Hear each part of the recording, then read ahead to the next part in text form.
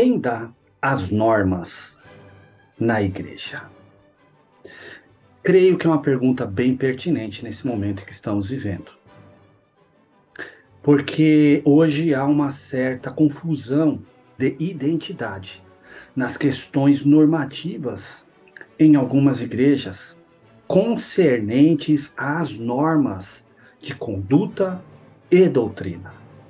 De onde vêm as normas? É de um grupo específico? É da comunidade eclesiástica em si? Quem é que vai dar as normas? Estou dizendo de normas absolutas, não de normas de um grupo em si, que todos os grupos precisam de ter normas locais. Não estou falando daquela questão de estatuto interno de uma igreja. Estou aqui me referindo a normas doutrinárias, aquelas que mexem com as bases da igreja. Então, esse aqui é mais um estudo da nossa série Educador Cristão. É um estudo preparado para professores de teologia e professores de estudos bíblicos nas igrejas. Esta daqui já é a aula de número 7, baseado no livro O Drama da Doutrina, do Kevin Van Hooser. Baseado nesse livro, estou trazendo esses estudos. E neste daqui especificamente, eu quero que nós reflitamos sobre esta pergunta, e eu vou me basear aqui no livro do Van Hooser, para que nós possamos pensar sobre isso. Quem é que dá as normas realmente na igreja? Da onde vêm os fundamentos doutrinários? Olha, as normas cristãs vêm de onde?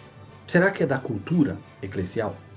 É a cultura da igreja. A igreja vive a sua cultura no seu tempo, na sua época, entre aspas, com seu diálogo cultural.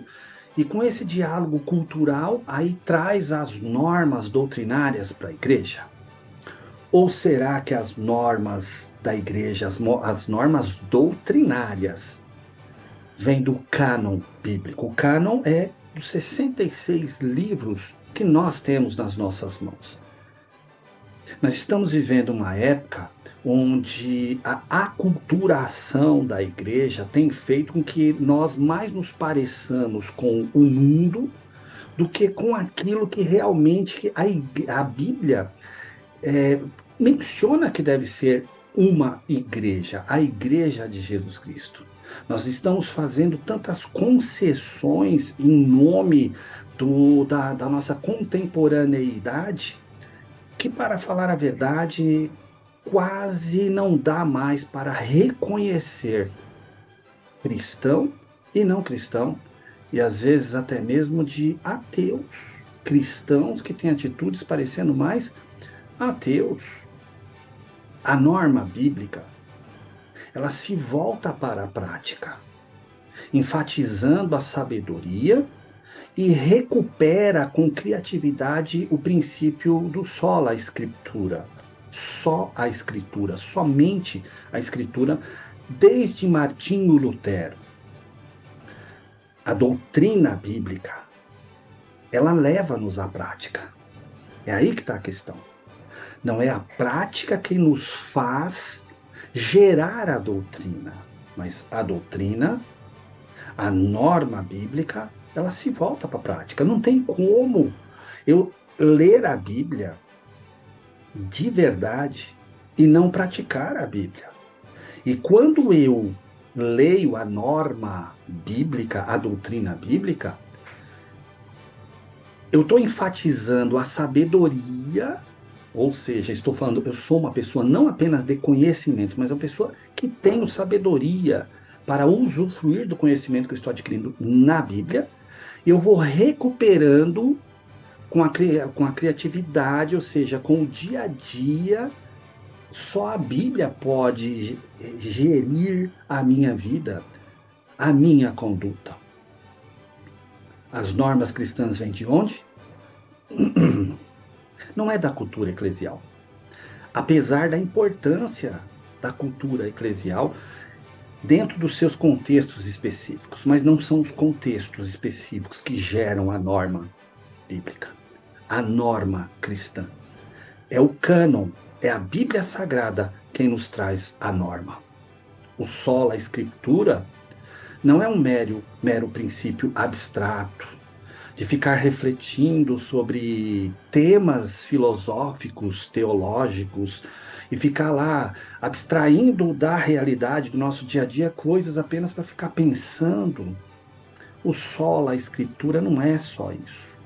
É também pensar, é também refletir, mas ultrapassa isso.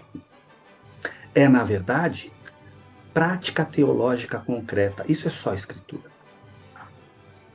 É tirar a nossa prática da Bíblia Sagrada.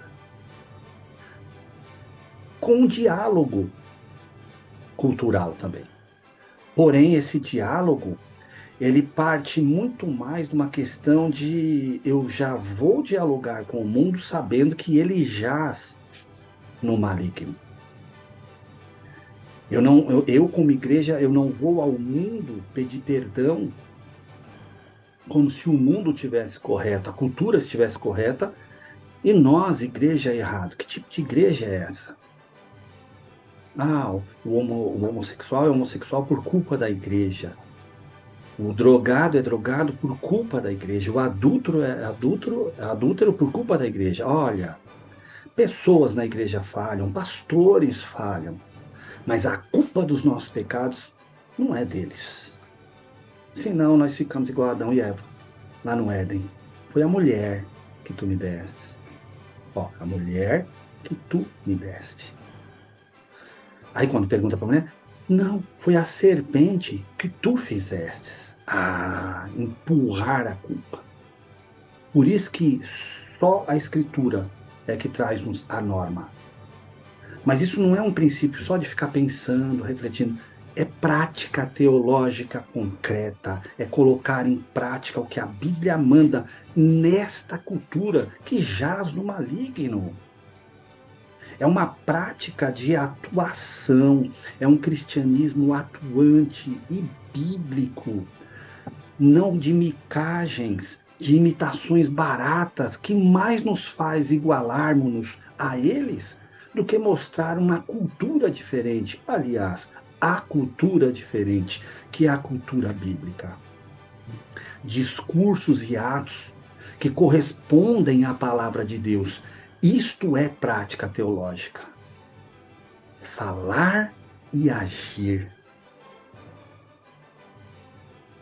Deus não liga para comportamento. Deus não está interessado em comportamento. Está. Mas é porque Deus olha o coração, o sentimento. Também. Bendiga a minha alma ao Senhor e tudo o que há em mim. Bendiga o seu santo nome. Deus nos quer por completo. Não é só coração, não é só emoção, não é só comportamento, é tudo isso. Só a Escritura, só a Bíblia, para nos conduzir dentro das normas cristãs, em pensamentos, palavras e ações. Qual é a norma suprema para a prática da igreja? São as próprias Escrituras Sagradas. Essa é a norma suprema. Não é uma filosofia, uma ideologia, um modelo de visão que anda se falando que mas isso aí foi um modelo novo que foi dado em tal lugar e quer se implantar aqui ou acolá. Não, essa não é a norma suprema para a prática da igreja. Não estou aqui falando que você não deva pegar algumas boas visões e trazer para a sua igreja. Só estou falando, esta não é a norma suprema. Porque às vezes traz-se visões, modelos de desenvolvimento e coloca-se em escanteio a norma doutrinária, a Bíblia Sagrada. As próprias Escrituras é a norma suprema para a prática da igreja, para ser igreja. Não as Escrituras usadas pela igreja, mas as Escrituras usadas por Deus. O que é isso, Júnior? A igreja às vezes usa as Escrituras. E quando eu uso o termo aqui usar, é usar mesmo, é como se fosse dela. Mas é assim que nós interpretamos, é assim que achamos, quantos achólogos tem por aí. E nós estamos vivendo um período agora, né, do hiperamor, um pensamento progressista, que tudo é amor, mas a gente fez de coração, mas é o amor. Então, mas quem está aqui contra o amor? Quem é o bobo que vai estar contra o amor? Quem disse que quando há uma exortação bíblica, não há amor na exortação? Deus repreende e castiga aquele que ama. Então não é as escrituras usadas pela igreja que é a norma, é a maneira da igreja. Cada uma tem a sua maneira. Não, as escrituras usadas por Deus.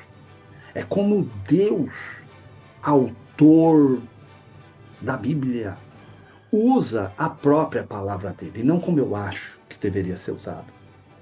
Aqui podemos compreender melhor o papel da teologia, que não é só ficar enchendo cabeça da pessoa, mas também não é só ficar fazendo interação. O curso teológico nosso não passa conhecimento bíblico nenhum.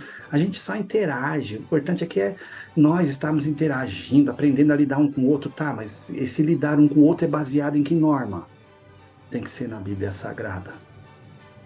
É aqui onde nós compreendemos o papel da teologia como norma, auxiliar da norma e da prática. Os dois andando juntos. A teologia busca a objetividade da revelação de Deus na Bíblia. Qual é o objetivo disso? Qual é o objetivo disso que está escrito? Qual é o objetivo de Deus falar desta forma, naquele período, e como aplicar isto hoje? Mas o que é objetividade em teologia? Vamos lá. Em teologia, o que é? É uma questão de atentar para o seu tema, ou melhor, para seu objeto que fala e age, o Deus que se auto-revela. Qual é o tema da revelação bíblica? É Deus se revelando. É Deus mostrando-se a nós. É Deus apresentando-se. Dá para apresentar Deus na essência? Dá, mas nós não vamos apreender ele na essência, mas ter um conceito sobre esse Deus. Não é um Deus apresentando a igreja, falando, são os meus queridinhos, tudo sobre vocês, a Bíblia é sobre vocês. Não, a Bíblia é sobre Deus. A objetividade em teologia é o tema, é buscar a objetividade, o tema central da revelação. O objeto que fala, que age, é Deus. É a autorrevelação de Deus. A Bíblia é a autorrevelação de Deus. Não é um livro para que nós possamos olhar e falar assim, como é que eu posso fazer para isso aqui se tornar mais bonitinho numa tal geração? Não. Não que não devamos também entender e contextualizar as mensagens bíblicas, mas não posso mudar a objetividade, que é mostrar o Deus Santo. O Deus de amor, mas o Deus Santo. O Deus de justiça, Santo. Lá em 1 João 1 e 3, na nova versão transformadora, na NVT, diz assim: anunciamos-lhes aquilo que nós mesmos vimos e ouvimos, para que tenham comunhão conosco. E nossa comunhão é com o Pai e com seu Filho, Jesus Cristo. Veja que João está aqui dizendo que ele está anunciando aquilo que eles viram, aquilo que eles ouviram, para que todos tenham comunhão. Não é a comunhão de todos que faz com que eu enxergue Deus, é Deus enxergando Deus nas Escrituras que faz com que eu saiba o que é ter comunhão. E ele diz assim, e nossa comunhão é com o Pai e com seu Filho Jesus Cristo. É essa comunhão entendendo que é Deus quem é o tema central da Bíblia Sagrada. Pai, Filho e Espírito Santo. É isso que gera a nossa comunhão. A nossa forma correta de comungar uns com os outros cristãos e também esse tal de diálogo com a cultura odierna. A nossa comunhão primeiro é com Ele. A doutrina é uma resposta a algo contemplado. Por isso que nós seguimos as normas bíblicas, as doutrinas bíblicas. A teologia, a boa teologia serve para isso, para pegar essa doutrina de forma sistemática e de mais forma bíblica, cronológica, sistemática. Então, quando cria-se uma doutrina, um argumento doutrinário, o que é esse argumento doutrinário? É uma resposta a algo que foi contemplado. É isso que João está falando no texto que nós lemos agora. Ele está dizendo, então, a doutrina sai daquilo que nós vimos.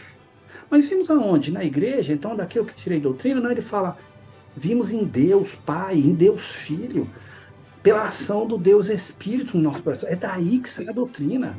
Não, mas é porque nós aqui temos esse jeito de lidar, então essa é a doutrina. Essa é a visão que Deus deu para a nossa igreja, é a visão que Deus tem que dar para todas as igrejas. Mas quem falou que a minha igreja, a sua igreja, é a aferidora da medida para as demais? Se Deus dá uma visão para um determinado pastor em tal lugar, como é que eu vou implantar essa mesma visão, parecendo uma fábrica de salsichas, iguaizinhas, da mesma cor, do mesmo sabor, em todas as demais? Contemplado também, não teoricamente, tá? Essa doutrina, essa resposta não deve ser contemplada só teoricamente, mas uma atuação vivida. É uma resposta ao contemplado, mostrando assim num feixe doutrinário em que é assim que nós entendemos e é assim que nós nos comportamos, porque é isso que entendemos em Deus. Porque a palavra da vida não é nada menos que a vida de Jesus. A palavra, que é um drama histórico, é Jesus o aferidor da medida. É Jesus o modelo eclesiástico para ser membro, para ser ministro na igreja. Ele é o modelo. É ele quem vai nos indicar, através da sua própria vida, como devemos nos conduzir. Não é a cultura. Não é um seriado legal que você está assistindo. Não é um pensamento que um grupo particular foi lá e chegou numa conclusão sem bases em Cristo e na Bíblia. A história de Jesus Cristo é a base sobre a qual repousa a doutrina. É ler a história do Cristo. E quando eu falo aqui em história do Cristo, óbvio, eu estou falando nos evangelhos, ali onde mostra a história dele, contada de forma direta, as partes que Deus achou necessário ser revelado e colocado ali nas Escrituras. Mas para eu saber sobre a história de Cristo, eu tenho que começar lá em Gênesis, porque desde lá já vinha sido profetizado o Cristo, a semente da mulher. O Evangelho continua a ser visto. João, quando eu li ali 1 João, fala daquilo que vimos e ouvimos. O Evangelho continua a ser visto. Não, Júnior, não dá. Mas não dá para eu ver ele. Ele viu Jesus, ele estava lá. Então, o Evangelho, as boas novas de Cristo, continua a ser visto. Como?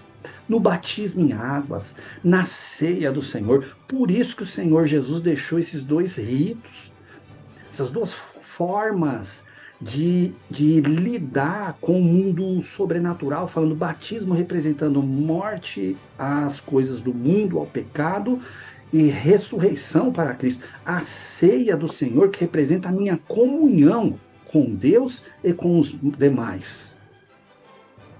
Então, batismo em águas e ceia do Senhor é a rememoração daquilo que aconteceu já e daquilo que acontece ainda nas nossas vidas. O Evangelho continua sendo visto, por isso que nós falamos daquilo que vemos, e continua sendo ouvido na pregação e ensino da palavra. Por isso que nós também ensinamos e pregamos aquilo que ouvimos, mas eu não estou ouvindo do próprio Cristo. Então você não está lendo a Bíblia? Nós vos anunciamos aquilo que vimos e ouvimos, estamos vendo e que estamos ouvindo de Cristo. É Cristo presente para seu povo. Então, em um sentido real, nós temos visto e ouvido o Evangelho em sua dupla forma, palavra e sacramentos. Palavra através da pregação e do ensino, sacramentos através do batismo em águas e da ceia do Senhor. Nós podemos então falar como João. Nós anunciamos aquilo que vimos e ouvimos para que possamos ter comunhão. Então é a comunhão nossa que vai gerar isso, essa doutrina? Não. Aí ele continua. E nossa comunhão é com o Pai e com o Filho. É porque nós temos comunhão primeiro com Deus. É de lá que vem a norma. A doutrina indica o caminho. A doutrina indica a verdade. A doutrina indica a vida de Jesus Cristo. A doutrina não é o caminho, a verdade e a vida, mas ela indica. Ela é uma resposta por lermos o caminho, a verdade e a vida, por vermos o caminho, a verdade e a vida, por ouvirmos o caminho, a verdade e a vida. A doutrina nos dirige para entrarmos em ação. Não é para ficar com meras reflexões de púlpito ou de internet. Ela nos dirige para entrarmos em ação. As doutrinas são principalmente direções dramáticas que moldam a vida e não tanto declarações proposicionais ou regras estáticas, apenas para que possamos ter um palavreado teológico, quem sabe aí filosófico e científico, para que as pessoas entendam que eu sei as nomenclaturas teologizadas de um monte de teorias. Não, as doutrinas são principalmente direções dramáticas, direções que me levam a dramatizar o Evangelho, viver o Evangelho, para moldar a nossa vida, a nossa comunhão, baseada na norma que vem da Bíblia. E é por meio dessas doutrinas que aprendemos a como nos relacionar com outras pessoas, como agir em comunidade, como entender verdade e falsidade, como compreender e se movimentar no diversificado terreno dos desafios da vida diária. É por meio de doutrinas. Um dia eu vi alguém dizendo, é assistindo tal seriado que nós aprendemos a lidar com o pecador. Aí a outra pessoa disse, é tal seriado, esse seriado, nossa, eu nunca vi uma pessoa igual aquela, eu sou fã, porque aquela pessoa se me ensina o que é. Uau! E onde entram os personagens bíblicos, não estou falando que nós não devamos gostar e assistir uma ou outra coisa, mas aquilo tem se tornado a base de alguns crentes. Não. Por meio das doutrinas é que eu aprendo a me relacionar com as pessoas, a me relacionar com o mundo. Não é o mundo que me explica como me relacionar com eles, através de uma linguagem neutra, uma linguagem... Não é o mundo que deve me ensinar como eu devo agir em comunidade, porque tem até um vídeo aí que eu assisti esses dias atrás, de um determinado repórter, ele falando aí de uma determinada rede de televisão, falando que é a rede dos fofinhos. Eles ensinam como viver, como sofrer, como chorar, como amar, como odiar. E tem tanto crente televisivo que aprende a viver em comunidade e aprende a lidar com o mundo ensinando. É assim que nos trata, é assim que queremos ser tratados. Não estou falando de ser ruim, pelo amor de Deus. Tem gente, quando a gente fala isso, vai falar, ai, amor, Júnior, por favor, é o amor. Não tem tanto de ódio aqui. Eu tenho que entender o que é verdade e falsidade. É a Bíblia que nos faz isso, não é o mundo. É a Bíblia que nos mostra e nos faz compreender para aprendermos a nos movimentar nesse terreno de desafios da vida diária. É a Bíblia, é a norma que vem da Bíblia. Doutrinas são o drama em que vivemos a vida. Aí nós colocamos isso de forma doutrinária. A teologia verdadeira serve para isso, para colocar isso de forma doutrinária, para entendermos. Então, isso aqui é nossa vida. Pensemos.